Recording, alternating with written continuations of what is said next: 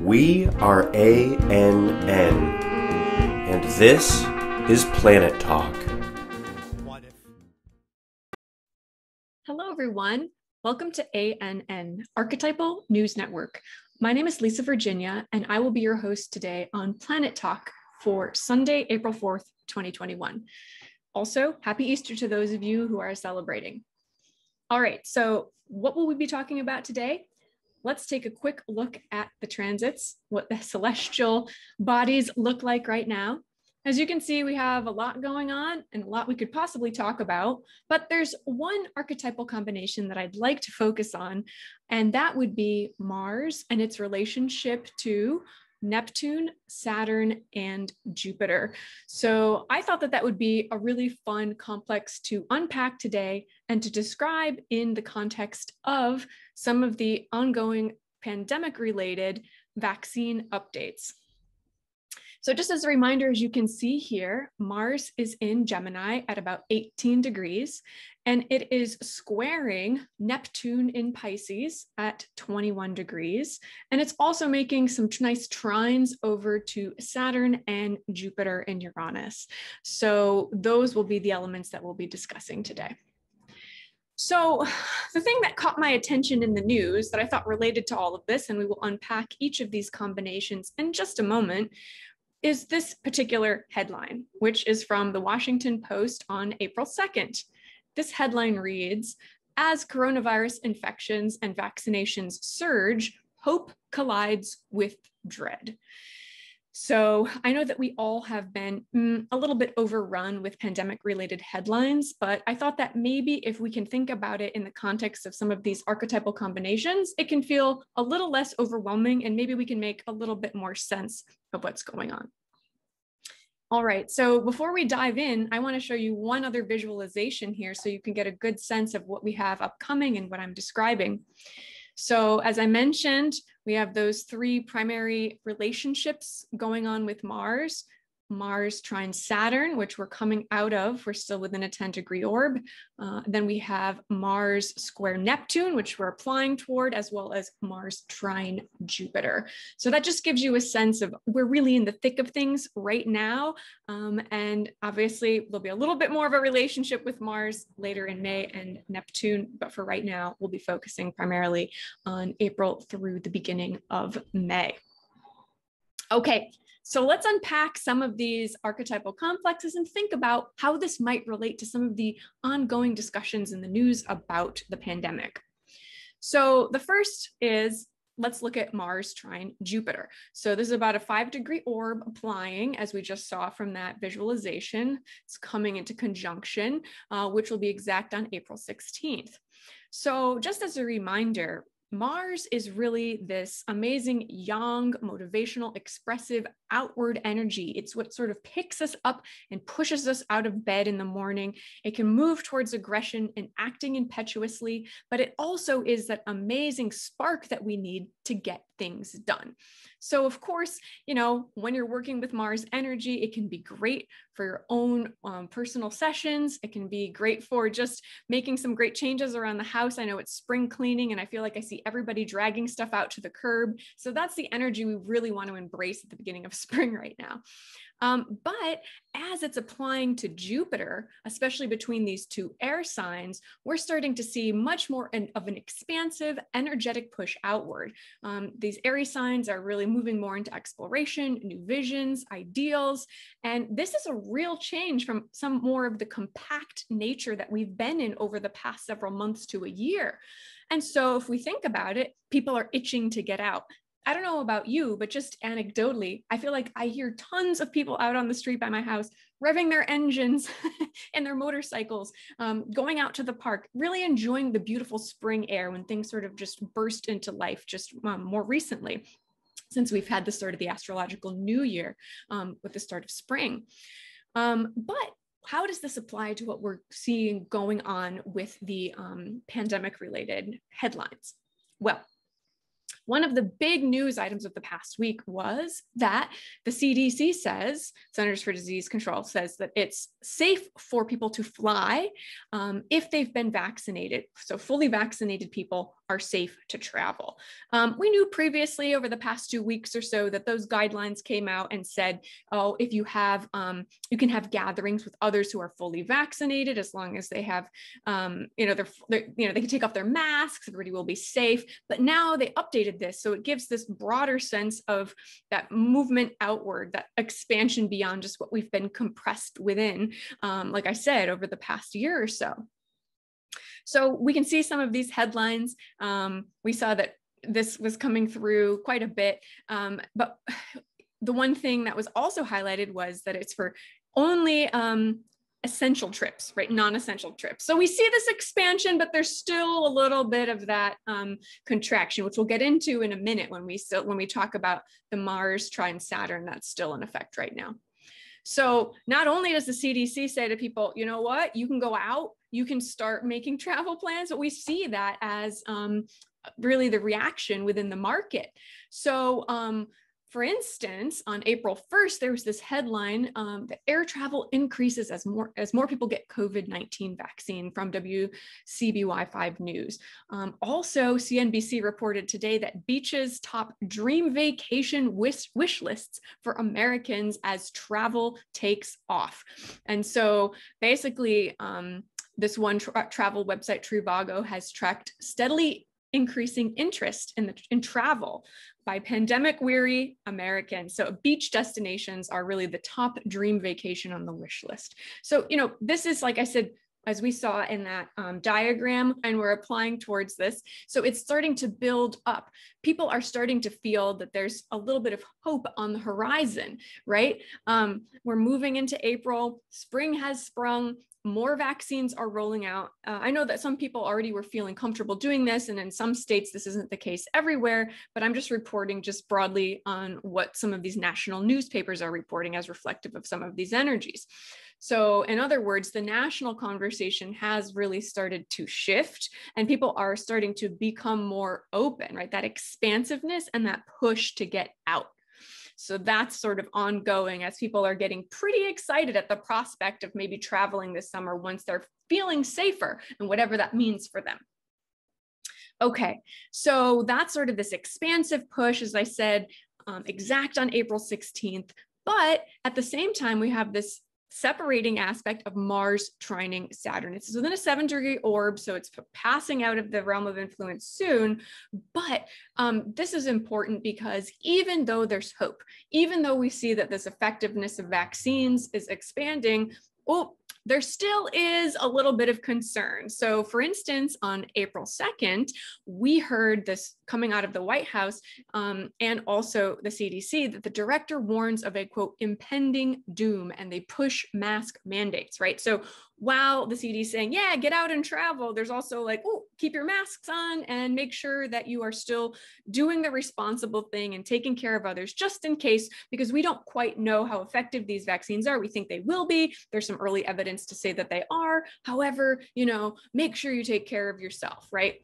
And at the same time, we see that there's this additional need for restraint and just reality checks for ourselves. As CNN just reported recently that there's 84,000 new COVID cases just in one day. And, sadly, we see more outbreaks and surges, obviously, in different parts of the world with new variants, but also here in the US. I know Michigan is particularly hard hit. So just sort of send a lot of protection and hope to all those who are there. If you're from that area and still feeling like it's not safe for you. But the point is despite this feeling of expansion and hope on the horizon, there's still this need to really stay the course, right? And the other way that we can see this Mars and Saturn interacting with this need for focused energy, determined action, implementing plans with foresight and sustained enthusiasm. Well, that's really, if we look at this whole overarching story, that's the vaccine rollout at some level, right? I mean, we really need to be so coordinated to be manufacturing all these vaccines, getting them out, getting them tested for safety and effectiveness, getting them to all these different sites around the country and the globe that need them, making sure that we have a second dose, right? I mean, talk about the need for Saturnian attention to detail, right? So we have that sort of Mars push, just sort of allowing us to really bear down and get that job done. And I just say thanks to all the people who are working in that field and making it possible for those who want to get vaccines so that they can feel safe. So that's how we sort of see this Mars just really pushing into the Saturn and Jupiter at the same time. So it's sort of this like hope about to burst over. So when we have that push and pull going on, at the same time, as I mentioned, Mars is also in conversation with Neptune. So this is an applying aspect, Mars squaring Neptune. It's at about 3 degrees. And again, Mars is in Gemini, Neptune is in Pisces, and it becomes exact on Friday, April 9th. And so again, if we think about this as an archetypal complex, like sort of the positive qualities are this sense of like soft or sensitive strength, right? Neptune can kind of take the edge off of the more aggressive and pushing Mars energy. But at the same time, at the flip side, it could be the sense of futility or pointlessness or feelings of toxicity or malaise, a desire to escape or get out when we have Neptune acting on Mars. And so we sort of see both of these playing out with some of those shadow sides that I just mentioned. That's something that we see quite a bit when it comes to just people feeling a little bit like stir crazy. That could be one manifestation. But the other thing is, if we start to look a little more closely and think about what Neptune rules or what it's associated with, toxins, chemicals, poisonous materials, things that we'd like to get out of our bodies, and also relates to the immune system. And then adding Mars to that picture, we look at it as this almost the collective will of our world, of our nation, of our state, whatever organizing body that you would like to look at, but to take on the virus in whatever way makes sense to them, and really to collectively come together to overcome something that has posed a rather deep existential threat to us as a society. So it's really this interesting square, that relationship between the collective will and this sort of toxin in a sense, and we're coming to a head. But the reason why I think that's important to consider right now and in the context of recent headlines is, interestingly, the fight against different disease variants. It's intensifying. So there's all this concern now in the news, even more so than before, as we're learning more about these new variants of the coronavirus. So for instance, there's B117 in the UK and in Europe. And unfortunately, sadly, there's another wave that seems to be primarily this strain in Italy and other parts of Europe. Then we have the South Africa variant, B1351, also in Brazil. And so there are so many questions. So people, here they are again, ready to get out, to do stuff. They've maybe gotten their vaccines. They're hoping to, for instance. And then there's all this concern over variants. And so again, there's the Mars trine Jupiter, and then a little bit of the Mars square. Mars trine Saturn relationship going on with the push-pull. Do I stay in? Do I go out? But in the context of, can we fight this sort of Neptunian toxic multiple levels of disease that are now starting to come up against us collectively? And so the reason why these are relevant now is, for instance, there are a lot more studies coming out just in the past week about the effectiveness of the Pfizer vaccine. Can it neutralize antibodies against all variants? And I think preliminary evidence shows, and I could be wrong, but from what I've read, that it seems to be effective against the UK and Europe strain and also the South Africa variant. I don't know that there is information on Brazil. Again, not the final expert on that, just what I recall reading, so take that with a grain of salt. Also, that there were studies with 12 to 15-year-olds showing that it appears to be safe and effective for people within that age range, right? So there are these questions of effectiveness and what's happening with this effort to overtake this disease as it continues to evolve. At the same time, there were a whole bunch more studies coming out in the past week about how long does it confer immunity. And for instance, there's a study that came out with Moderna testing a booster shot for new variants using those who first volunteered to be tested. So about a year ago, that's when they recruited folks for the Moderna test to see if it was safe and effective. And those folks are now coming back, some of them, for a booster shot, which is a variation on the one that's in circulation right now, to see, oh, can we extend this even further? So here we are, just like suiting up collectively to fight against this intrusion on the immune system, yet in another variation. Also, another headline was, well, for people who've already had COVID, should they be getting the vaccine? The current CDC guidelines say yes, but what about 1 versus 2 shots? So the New York Times recently published an article that described a study that's to be published, but that's a preprint. But basically, researchers are showing that folks who have had COVID in the past may be okay with just 1 shot. Again, I'm not a doctor. It's just what I'm reading. So please make your own decisions, just reporting on the news. But basically, that folks who had 1 shot 3 weeks after that had a lot of neutralizing antibodies for all, like more generally for the COVID SARS family, meaning that you would be able to actually have immunity against SARS from the 2003 strain as well. So this is just opening this entire new realm of possibility again, which again plays into some of the other aspects going on collectively right now, but also speaks to just this whole Mars-Neptune relationship with the fighting against and the immune and things coming to the forefront to sort of make sure that our boundaries are in place. So there's that sort of dynamic push-pull. So I thought that was really an interesting way that the fight against disease variants could also be interpreted in the context of that archetypal complex, which is coming to exact aspect, like I said, in this coming week on April 9th. The one thing that I would say too, which is kind of interesting, so if we go back to the chart that I shared earlier here from Archetypal Explorer, so that was the Mars squared Neptune, as I said.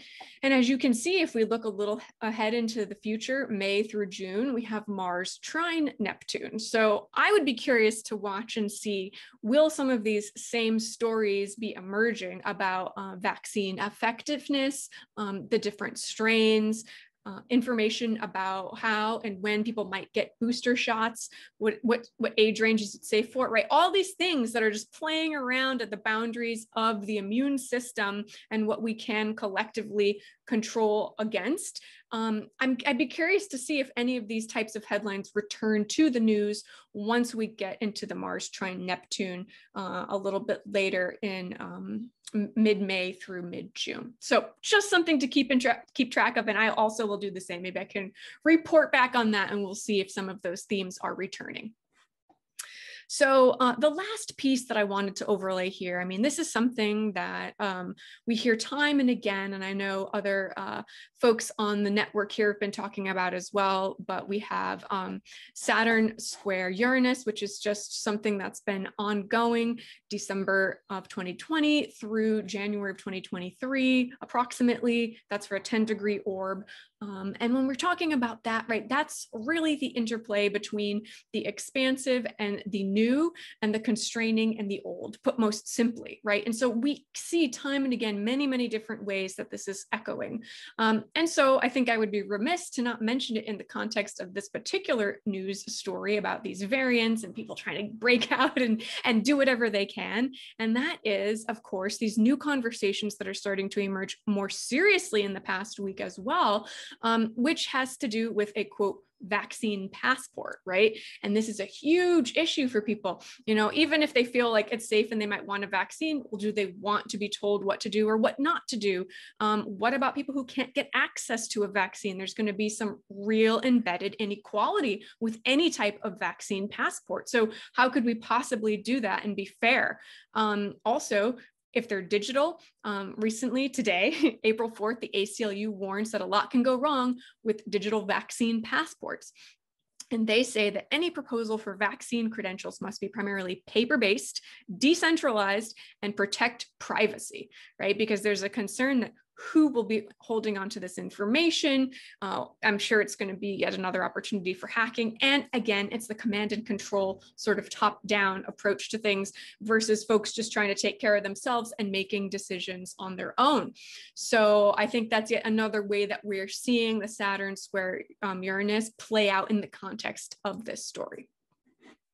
So that's the summary. That's how I see these sort of Mars, Jupiter, Mars, Saturn, Mars, Neptune playing out in the context of some of these interesting conversations about what we're doing now that the tides are starting to feel as if they're shifting. It doesn't feel as dire. It's still very dangerous. A lot of people feel like it's not safe. However, there is new hope. In a sense, people feel like maybe there's a chance to break free and things can shift and change. And so that's what the news reports have been reflecting collectively. So I hope that's been a helpful report for you. Maybe you've been able to pick up some interesting facts. And I encourage you, like I said, to watch the headlines with me over the next month or so to sort of see how the conversations with these variants shift and evolve as we see some of these transits go in and out of warp. Well, it's been a pleasure reporting for you today. Again, I'm Lisa Virginia, and I look forward to seeing you in a few weeks' time on Anne again. Have a good day.